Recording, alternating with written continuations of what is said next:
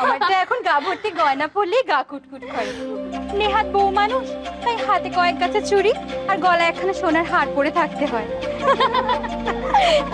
কি হলো ভাই, দাঁড়িয়ে পড়লে যে? আমারও যে বাড়ি কুটকুট করছে, এত ভারী ভারী গয়না খুলে ফেললে কেউ বকবে না তো? না না, এখন খুলোনি, আগে ঘরে যাও। ভাসুর ঠাকুর আগে প্রাণ ভরে তোমার সাজ দেখুক, তারপর তিনি একটা একটা করে গয়না খুলবেন। আজ আর তোমাকে গয়না খোলার কষ্ট করতে হবে না। আমার ছোট চাচা কাণ্ড করেছিল, তা আর বলার নয়।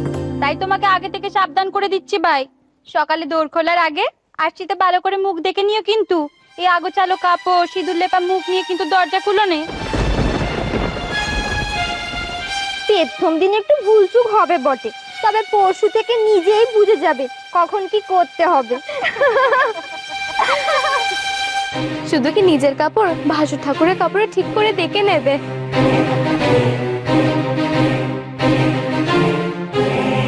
জামা কাপড়ে সিঁদুরের দাগ নিয়ে গুরুজনের সামনে এসে পড়লে সে ভারী লজ্জার ব্যাপার হবে।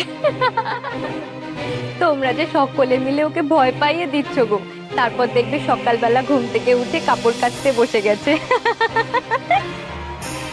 ভালো করে দৌড় দিয়ে ঘুমিও, নইলে সকালবেলা কাজের লোক হুড়মুড় করে ঢুকে পড়লে সে আরেক বিপত্তি হবে। ভাসুর ঠাকুর আজ রাত্রিবেলা ওকে ঘুমোতে দিলে তবে তো।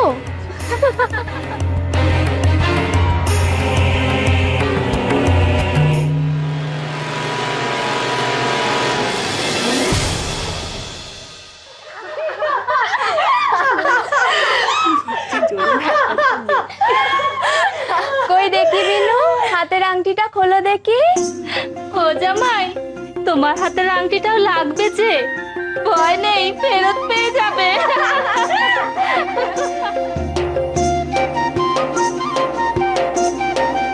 ফেরত না পেলেও কোনো ক্ষতি নেই, পরশু দামি গয়না আমি তো পেয়ে গেছি।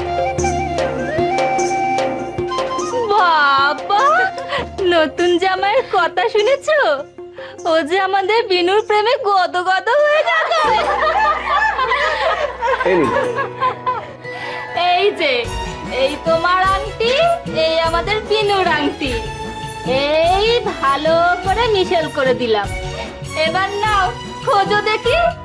দেখি তো সংসারের জিনিস হারালে এরপর কে আগে খুঁজে পায় সেটা প্রমাণ হয়ে যাবে।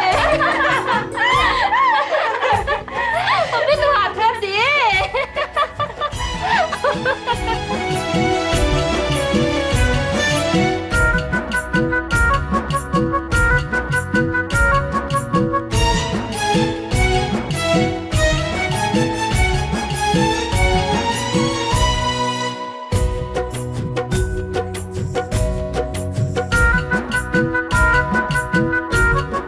হাতটা ছাড়ুন, সবাই দেখছে যে।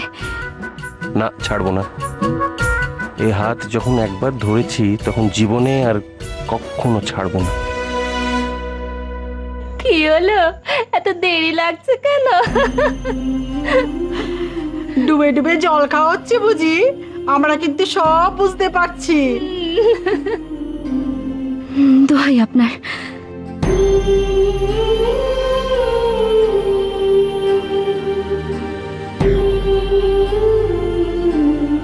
ও মা, হাত খালি কেন? আংটি কোথায়? আমি হেরে গেলুম, আংটি খুঁজে পেলুম না।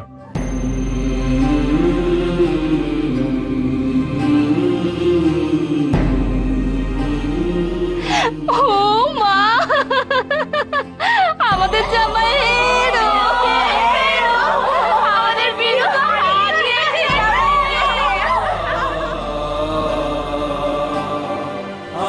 কিছু কিছু ব্যাপারে না হেরেও অনেক সুখ।